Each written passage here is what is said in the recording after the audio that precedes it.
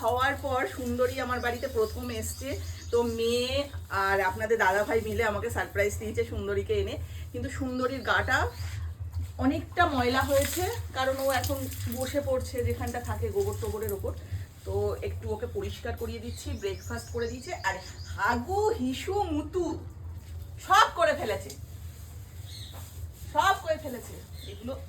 তাই আমি যতটা পারছি করছি, বাকিটা আপনাদের দাদা ভাই করবে। কারণ সুন্দরীর আরাম লাগছে, দেখে চুপ করে আছে, দেখেছো?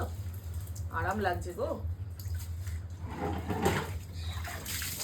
যা গরম পড়েছে, একটু চান না করালে হয়, তাই না বাবা?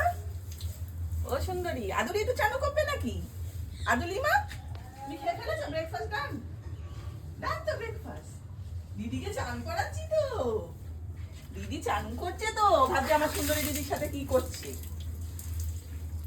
সুন্দরীর খুব ভালো লাগছে। আমি যে দেখুন কিভাবে ও চুপ করে দাঁড়িয়ে আছে, কোনো একদম স্ট্যাচু হয়ে দাঁড়িয়ে আছে। এখানটার এগুলো না শক্ত হয়ে আটকে আটকে আছে, এই যে এগুলো, এগুলো মানে এমন শক্ত হয়ে গেছে, উঠছে না।